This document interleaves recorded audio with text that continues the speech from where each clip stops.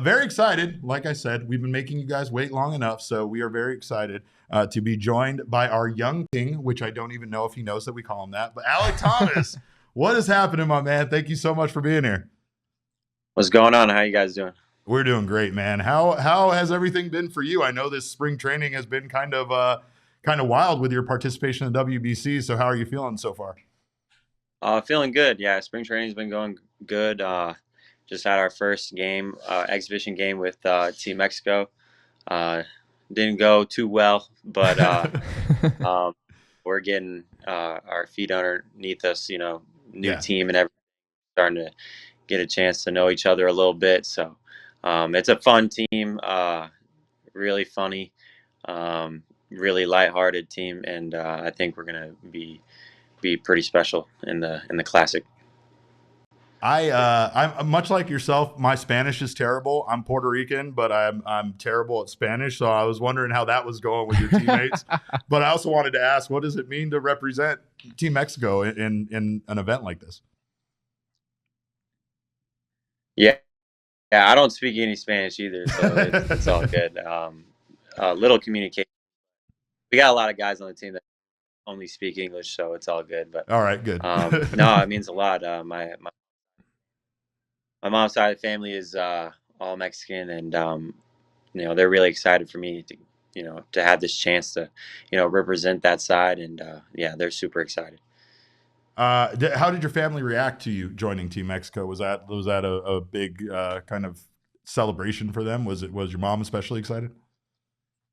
Yeah, she was super excited. I think they knew that I was gonna do it if the opportunity, presented itself, and it did. And I was like, yeah, man, I'm definitely playing.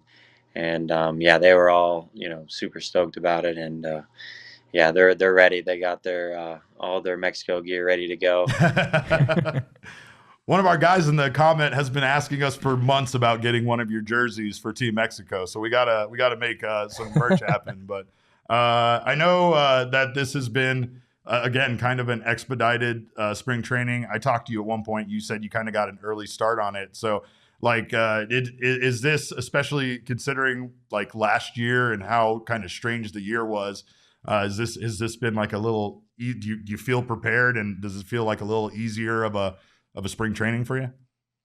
Definitely. I think normally during spring training it takes me a minute to get started, and thankfully, this spring training I've been a little bit more consistent, and definitely helped that I showed up a little bit earlier and got that work in with my dad, and got some at bats early, and yeah, so far it's been one of my better spring trainings. So I'm glad about that, and obviously there's going to be some games where you don't do too well, but definitely happy about the way it started so far.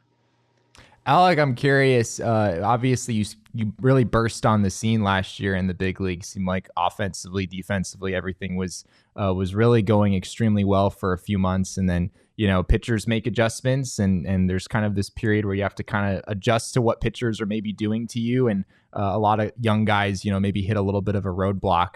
I'm curious, what has it been like just this off season? Have you made any adjustments? Are there any things you're kind of trying to do differently coming into this season? Yeah, I mean, definitely hit a roadblock, like you said. Yeah, they adjusted to me after I adjusted to them, and I just never adjusted back. And it was a chess match out there every day, and yeah, I definitely learned a lot from it. And definitely, whenever I got sent down, I took a deep breath and ended up playing well down in Reno, and cleared my mind a little bit, and ended the season on a high note. And then I took that into the off season, and tried to work on just staying back and recognizing pitches and not being so aggressive. And so I did some drills that help with that, and so far it feels pretty good. And that's pretty much what I did this off season. No mechanical or anything like that. Just more of just staying back and staying through the ball, and definitely helped so far. How much fun has it been to play with this outfield? I know you guys haven't had a lot of games together last season, and I know that so far in spring you're kind of broken up at times. But it feels like you, Corbin, and Jake really do have some great chemistry together, and it always looks like you guys are having a blast out there. Yeah, I mean, you said it. We're always, joking around, having fun, and practices are really funny, and the games are we're all, meshing well together.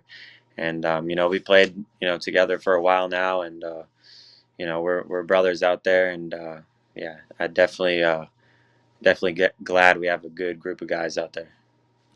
Does anyone on the team have as bad of a running face as Corbin Carroll does, or is that just because of the ludicrous speed that his face looks like this? Probably just the graphic going back in his face that makes. But no, I don't know if anybody else makes a certain face. Maybe Jake. I haven't really paid attention, but I probably even make a face too. So I won't bash on him as much anymore. He got a little mad at me. We were all fun and games and everything, but no, it's all good. Alek, I'm curious, with the rule changes coming to Major League Baseball this year, a lot of people are expecting that the run game might pick up a little bit. Obviously, the speed is certainly in there for you. I think from a sprint speed perspective, you're like in the 92nd percentile or something last year. Do you expect that maybe you'll attempt a few more stolen bases this year, given the changes and the impact that might have? Yeah, for sure. I think for me, base stealing has always been there. It's just I never had the it's more of the confidence issue I have, I guess, with stealing bags. I just don't want to get thrown out and ruin the inning or something like that. So that's my mindset. But whenever I'm carefree is when things go well on the bases. So I think if I just don't care and just go, I mean, I got a pretty good chance of stealing the base. So I got with a dude that works with Louisville Slugger Science, and he brought down all the numbers on stealing, and I'm like, man, I definitely should steal more because the numbers just so I really hope that this year, I definitely steal a lot more and help the team out and put us in a better position to score. And we definitely have a lot of fast guys, and hopefully we're the top stolen base team in the league. Your defense last year was pretty incredible, and I know that it's not easy to play center field at Chase Field. What was it like to adjust to the funky kind of outfield with that porch of Chase Field, and was there, like, you just seemed to acclimate to it very quickly? Yeah, in 2020, I mean, all we did was play there, so I got a good reps out there, and yeah, so honestly, it was just me going out there. It was just like normal, normal day, normal everyday things. So definitely didn't have to adjust anything. Yeah, it was pretty natural out there. But whenever we go to different ballparks, it's all different. So so we'll see how it goes. But yeah, playing at Chase is in the outfield. There's a lot of grass, a lot of room to run. So I kind of like playing out there for sure. Yeah, it's just that porch overhang seems so strange. Is that unique, or are there other ballparks that you kind of have something like that? You know what? I really wish they would just bring it in. It's 400 some feet. Yeah, right. Help us all out. Get some box that way, but it's definitely unique, and I don't really think I've really had an opportunity to play a ball off the wall or off that little porch yet. Yeah. Maybe once. I know I almost hit one that almost clipped it, but yeah, I don't. It's definitely different. In batting practice, you'll see some guys will hit it off there and it'll bounce whatever way. So yeah, all sorts of crazy ways. Alek, there were a lot of trade rumors kind of floating around in the early part of the offseason. Obviously, that ultimately culminated with the Daulton Varsho trade in Toronto. I'm curious. I want to ask you about the Varsho trade and kind of the implications of that for you. But first, I'm curious, was that something that was kind of swirling in your mind at some point early in the offseason that there's a lot of left-handed hitting outfielders on this team, and that, maybe there would be a scenario where you could be dealt to another team? Yeah, I definitely thought about it, and I knew that one of us was gonna be gone, and one or two of us or whatever. Uh, my girlfriend was more worried about it than I was, but yeah, I just bought a house out here, uh, and ended up staying. But I knew that it was going to be a win-win for um, either way. Being on a team that wants you, and the Diamondbacks getting back some good players. So I think it was going to be a win-win. And Varsho is a good guy, a good teammate, and great player. And the Blue Jays got a good one, and we got some good guys in return for him. So it's sad to see him leave, but I mean, I think it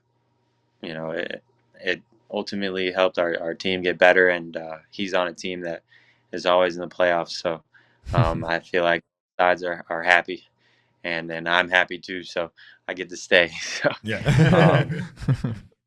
I get to live in my house. So I'm There very excited. you go. Actually get to live in that house you bought. I guess my question here, and I don't like, I know how it is, and a lot of people understand this division is very difficult, but with the Dodgers and the Padres kind of spending and bringing in the talent that they're bringing in, with you guys being young players that like are unproven but still have a lot to prove, how do you approach the season with your head up and feel competitive against teams that maybe just based on how much they're spending on their roster feel like kind of juggernauts in your own division? I think our mindset is that we don't really care like how much money another team has. Like we know our brand of baseball, and we're gonna go out there and play our brand. So, and that's pretty good baseball. So I think it doesn't matter if we're playing the Dodgers, the Giants, the Rockies, or the Cubs, or the Padres, or whatever it is. I think we're just gonna stick with what we're best at, and what we're best at is pretty good. So. If we just do that, I think we're gonna, be a really good team and playoff contender. Do you think, Alec? I'm curious. How do you just kind of approach this spring training? Obviously, you're away from the team for a little while here with the WBC stuff, but I guess you're also sort of kind of competing for a job and trying to be that everyday center fielder for this team in 2023. How do you approach just trying to land that role that you want for this year?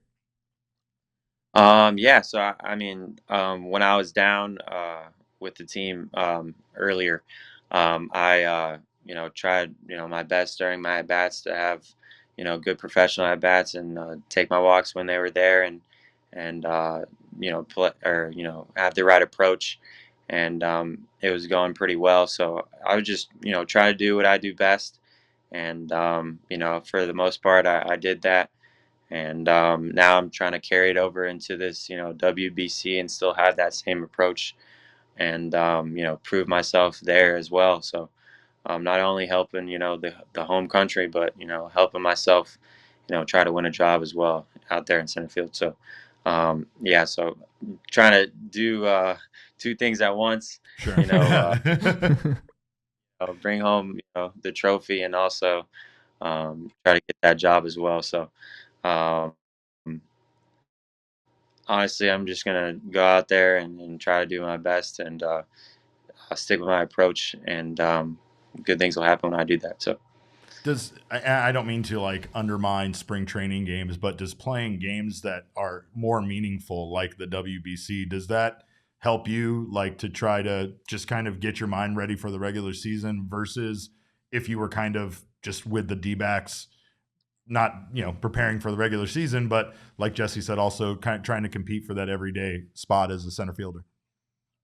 Right. Yeah. So in spring training, I mean, guys are working on stuff, Yeah. and during WBC, like they're trying to get you out. They're trying to win. Yeah. So spring more of a ramp up, and the WBC is not a ramp up. It's a now thing, and they're trying to win, and we're trying to win. So definitely a different atmosphere, and it's going to be a lot different. And I'm glad that I get those reps, and high stakes moments, and Yeah.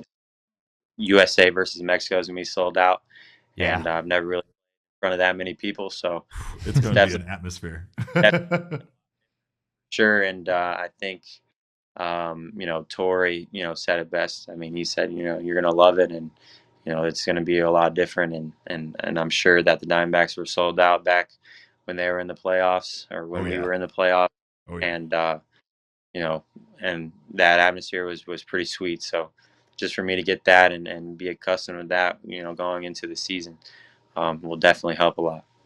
I love it. I love Torrey's support of you guys participating in the WBC. I know we're seeing that around baseball, but it really feels like that's helping this year's particular tournament feel like one of the most exciting versions that we've seen, particularly, possibly ever. But I did want to ask you about Torrey and kind of the coaching staff. It seems like you guys have all kind of had found success relatively early coming to the main roster.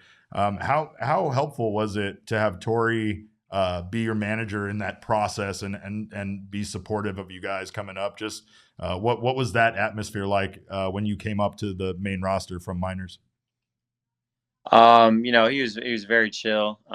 Definitely let me go about my business, and I respected that a lot. And that's pretty good for a young guy. He didn't ask too much from me, and that's all you can really ask for is a manager that lets you be you, and that's what he did. And he's continued to do that as well. So I've gotten to know him a little bit more this past spring training and off season, and I'm glad I got to do that. And being a manager is hard, and I feel like I've seen it from the White Sox standpoint. Just being there with my dad and being a kid, and now being a player, and him being my manager.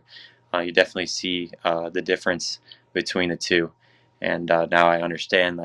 Manager is a tough position to be in. You got to be different, not really different, but you got to present yourself a certain way.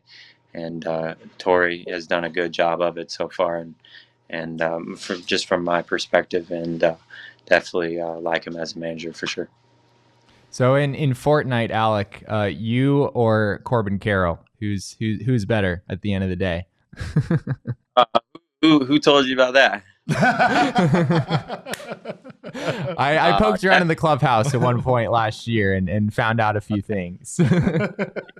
It's definitely me. Definitely Corbin has rage, bad, gamer rage. I lived in his house last year during spring training, and we'd play, after every spring training game, spring training day, and we'd play, 1v1 box wars. Oh, wow. And he would just clapped bad, every day, or, the one time that I lose, I'll yell. But we definitely had some heated rivalry in Fortnite, but I feel like we have not played in a minute, and maybe he's grown up, or maybe I've grown up, but I've moved on, and I think he's moved well. But I play Call of Duty now, so There we go. He doesn't play Call of Duty, but I think Corbin grew up a lot, and he don't play video games anymore, so he's got to focus it's all on good. running. But I'll play. Yeah, he's got to focus on his face, but not play with Ryan Nelson, Brandon Fott, all those dudes. Jake McCarthy, I play with him. We all play Call of Duty, so we're Nice. grinding on that. Search and destroy. There we go.